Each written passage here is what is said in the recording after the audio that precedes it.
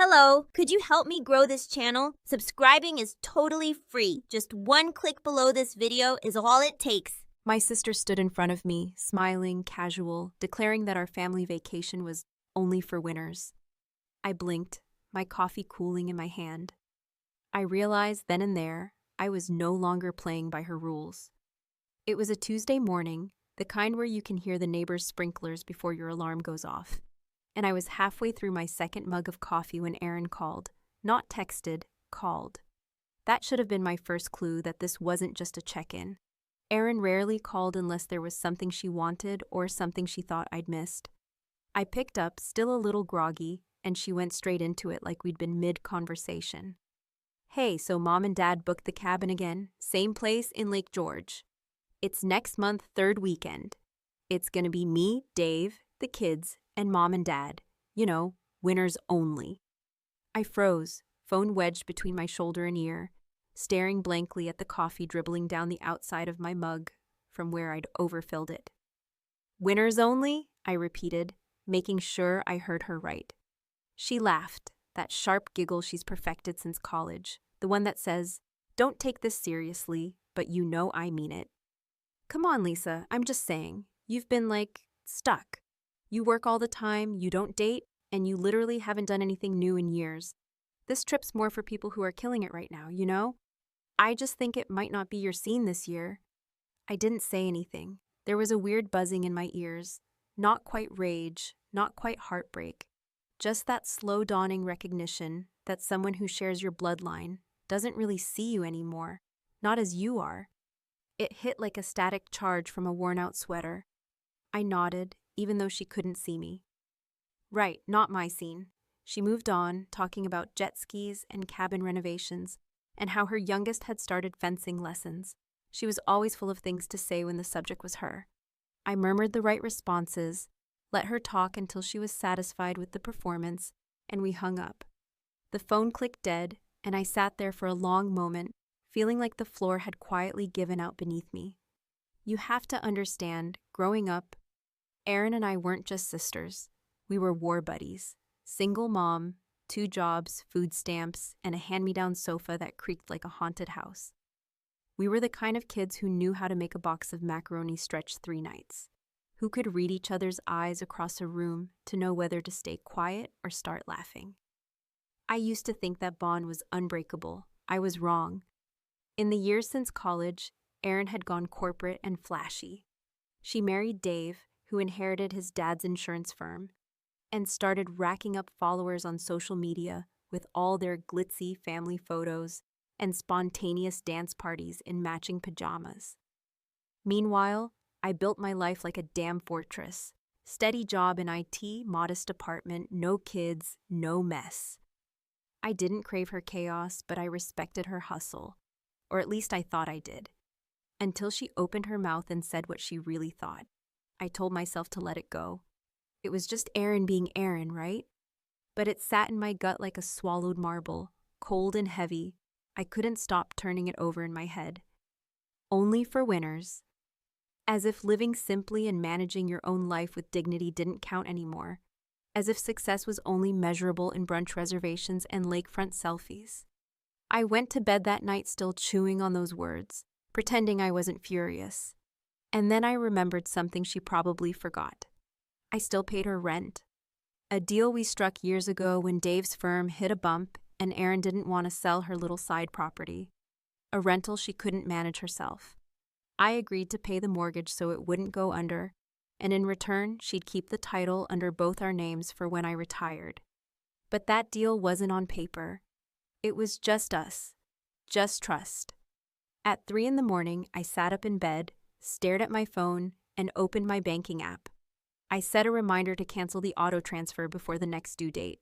No drama, no angry texts, no screw you grand gesture. Just a quiet end to an old deal. If the family vacation was only for winners, maybe it was time she figured out what it cost to play alone. And I slept better than I had in weeks. What I didn't expect, though, was how fast the cracks would show. I wish I could say that once I canceled the rent payment, I felt a surge of power or some kind of righteous satisfaction, like a character in a revenge movie walking away from an explosion in slow motion. But the truth is, I just felt still, calm in a way that made me more uncomfortable than angry, like the quiet before a storm that hasn't decided yet where it wants to strike. There was no call the next morning, no passive-aggressive text about financial oversights. Nothing that hinted Erin even noticed the absence of that deposit hitting her account. And for a few days, I entertained the idea that maybe I had imagined the whole imbalance of our relationship. Maybe she didn't need my help after all, and I had made her into a villain to justify pulling away. But that fantasy didn't last long. By the end of the week, I got a text. Short, breezy, classic Erin in damage control mode, asking if I had seen any issues with the bank. She played it off like it was probably just a tech glitch, not a big deal, but you know how these apps are. And she added a winking emoji, as if trying to fold our years of unspoken tension into something trivial, something laughable. I read the message 3 times before I replied with a simple, "No issues on my end," and left it at that. No explanation, no invitation to dig deeper, just enough to let her know that the ball was in her court now. The silence after that was louder than any argument we'd ever had. It took another 4 days before she called, and this time I let it go to voicemail, not out of pettiness, but because I was in the middle of cleaning out my kitchen pantry and had decided to treat every expired box of crackers like a metaphor for boundaries I'd let grow stale. Her voicemail was polite, distant, a little too cheerful. She was just checking in and hoping everything was okay, and maybe we could chat later this week if I had a minute. I listened to it twice, my hand resting on a can of chickpeas I'd never opened. And instead of feeling guilty or nervous, I felt relieved, like I was finally seeing the edges of something I'd been lost inside for too long. I didn't call her back. The second rent cycle came and went. And this time, she didn't ask about it. She didn't text, didn't email, didn't drop one of those faux concern messages about just double-checking something.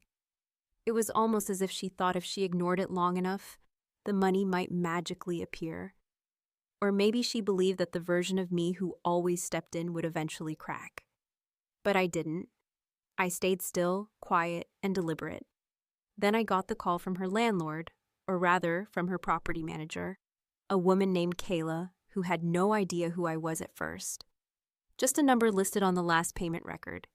She asked politely if I was planning to resume payments, and when I said no, she hesitated, confused, asking if there had been some sort of misunderstanding.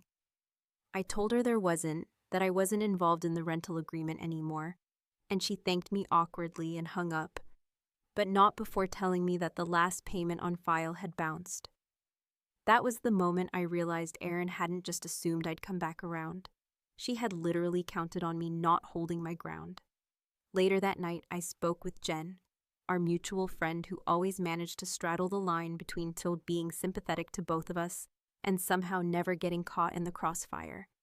Jen listened quietly as I explained the whole situation, my voice low and steady as I recounted Erin's winners-only jab, the rent cancellation, and the radio silence that followed. She didn't say much at first, but I could hear her breath catch when I told her how long Erin had been relying on me financially, how quietly that arrangement had gone unspoken for years.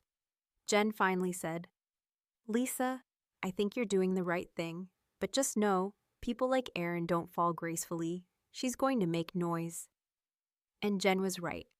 By the end of the second week without payment, Erin started to unravel, not publicly, not dramatically, but in the little ways that only someone who knew her could see. Her Instagram stories shifted from flashy brunches and curated family photos to cryptic quotes about betrayal and self-worth, always posted late at night, always deleted by morning. She texted once asking if I wanted to grab coffee sometime soon, and when I didn't respond, she followed up with a message that simply said, "I just don't understand what I did." That one hit differently, not because it made me feel sorry for her, but because I realized she genuinely didn't understand. She really thought her comment about winners and vacations hadn't landed like a slap, hadn't revealed just how disposable she thought I was. So I decided to make it more official. I opened up a new savings account, one with a ridiculous name like Victory Lap, just to amuse myself, and started redirecting the money I used to send her. I didn't touch it, didn't even think about it beyond the small flicker of satisfaction I got from watching it grow each week. And then, because petty can be poetic when done quietly, I updated my will. Nothing dramatic, just a simple line. All remaining assets to be left in trust for the care of a rescue dog, to be named upon adoption. No siblings, no next of kin. Just me, my money, and a future dog with better manners than most of my family. I didn't tell anyone, not yet. But the real moment of clarity came one night when I went to bed early and dreamt of silence. No calls, no texts, no debt owed or favor expected.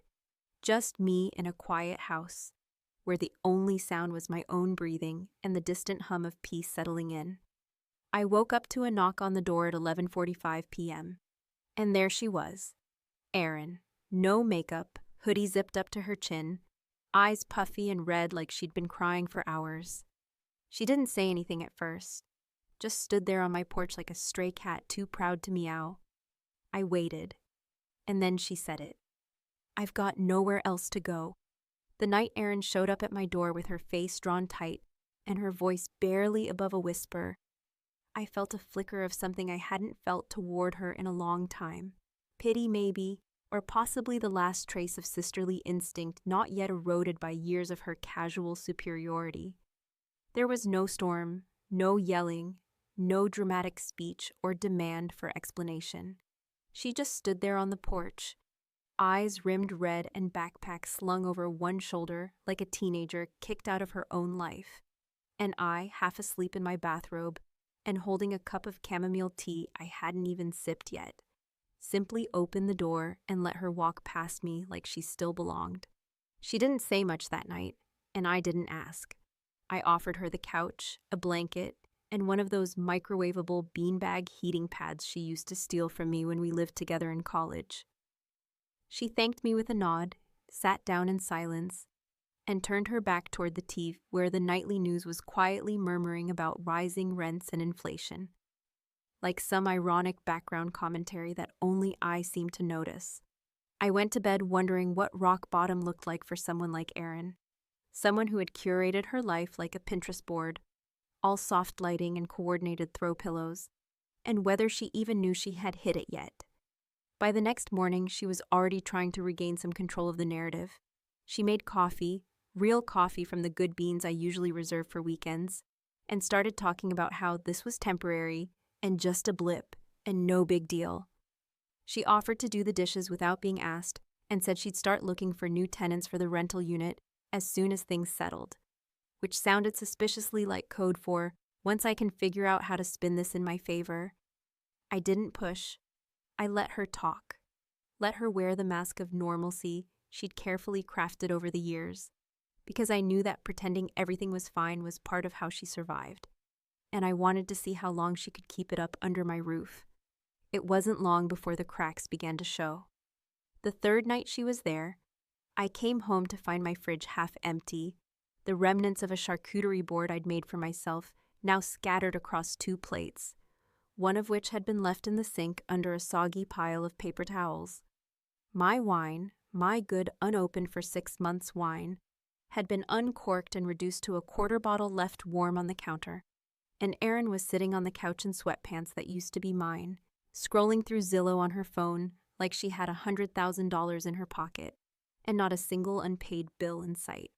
She glanced up and said, "Hey, hope you don't mind. I needed something to take the edge off," as though she hadn't just taken over my space and made herself queen of the couch.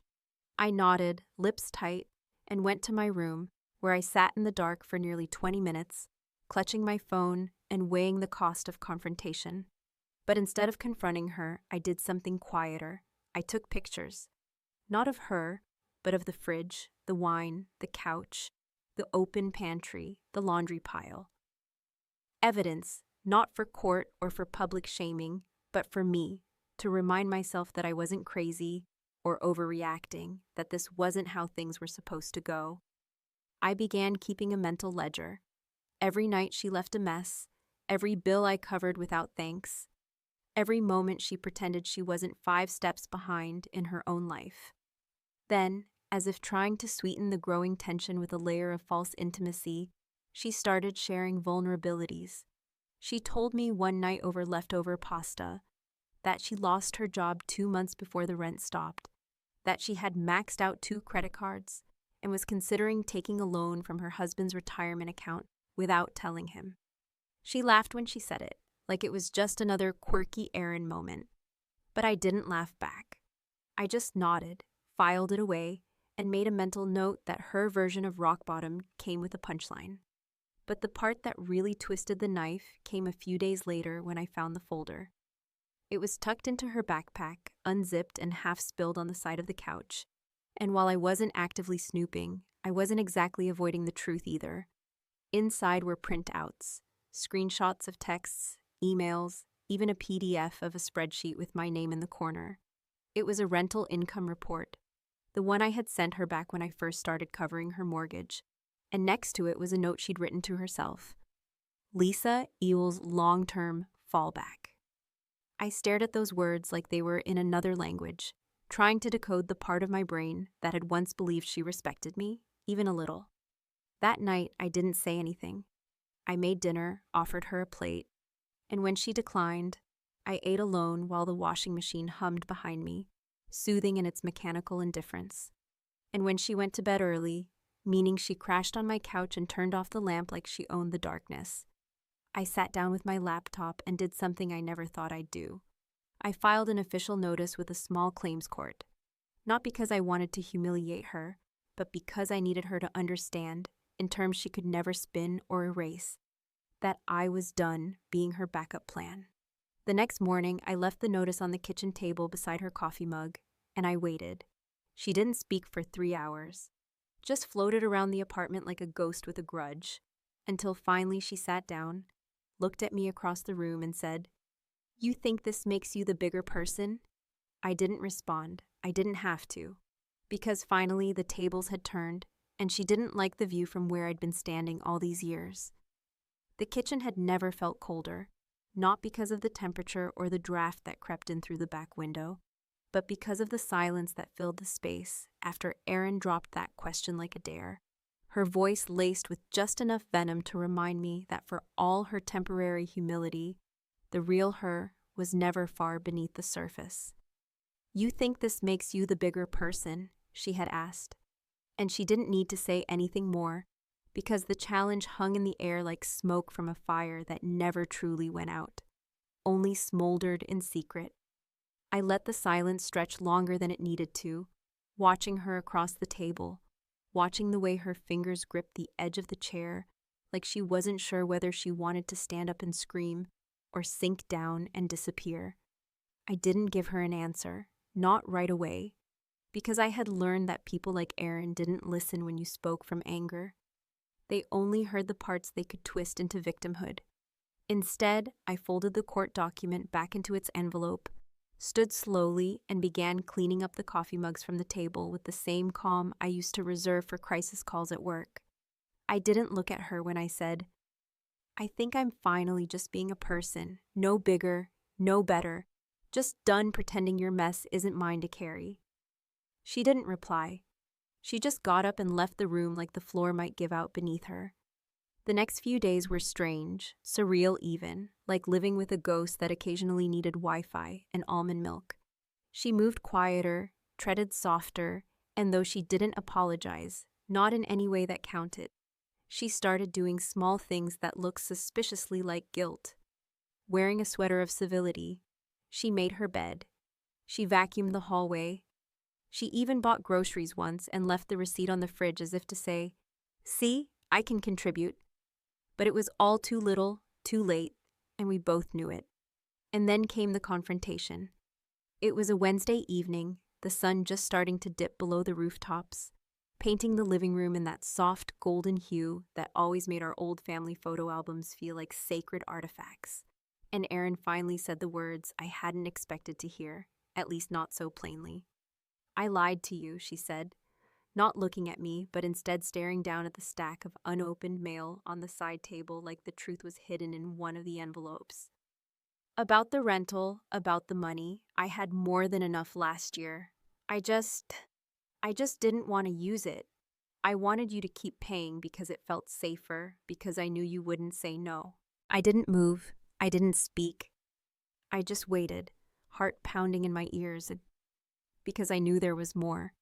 She went on, her voice cracking a little now, like the weight of the words were pulling her down inch by inch.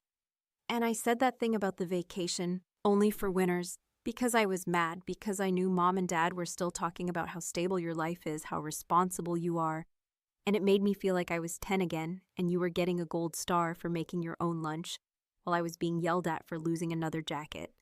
She laughed then, bitter and small, like she hated the way the memory made her sound. "I've always been the one who's shiny on the outside, but I knew deep down you were the one they actually trusted."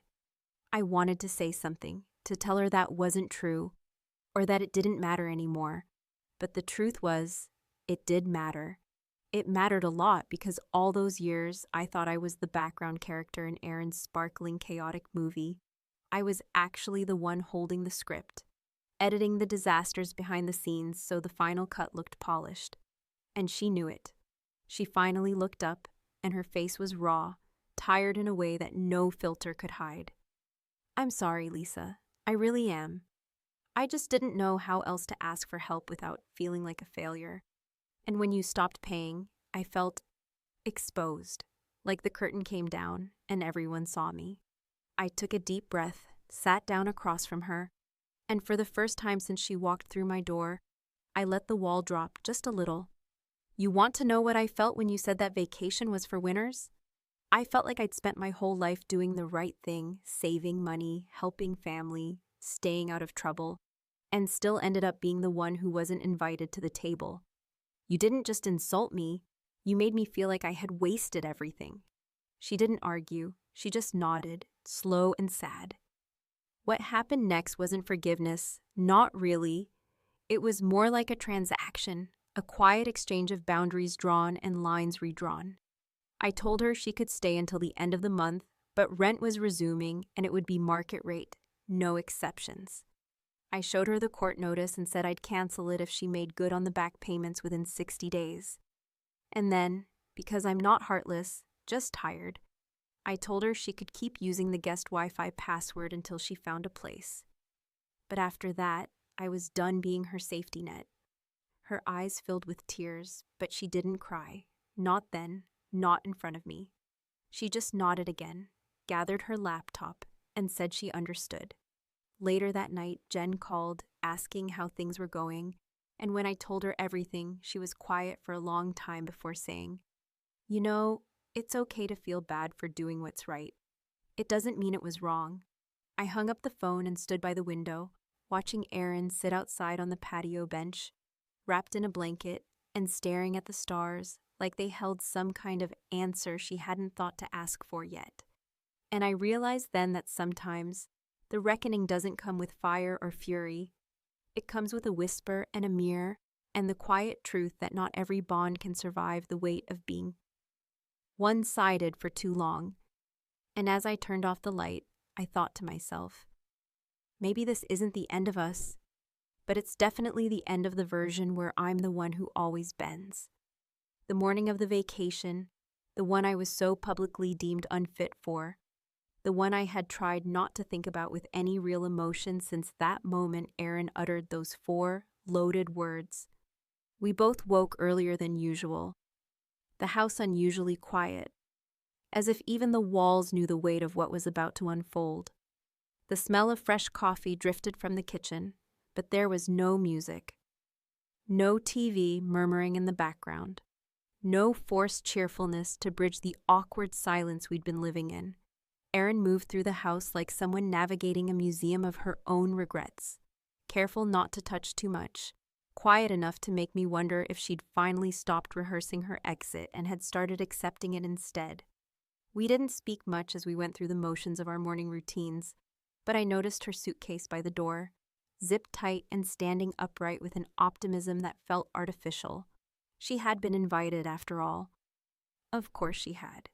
Erin never truly lost her spot at the table, even when she blew through money, trust, and goodwill like they were renewable resources. Our parents still saw her through the lens of nostalgia, the golden child whose mistakes could be forgiven because of how brightly she once shone. I, on the other hand, had always been the one they leaned on, but never praised. The safe bet who never cost them anything, but never dazzled them either. I had packed a small overnight bag of my own. Not for the lake house. I was still very much uninvited. But because I had plans of my own, modest but purposeful. A weekend in a quiet hotel by the coast, far from the drama, where I could sit with a book and maybe remember what it felt like to belong to myself entirely. But I hadn't told anyone that. Not even Jen, because part of me needed to keep this final act private. A quiet reclaiming of the space I'd spent too long letting others dictate.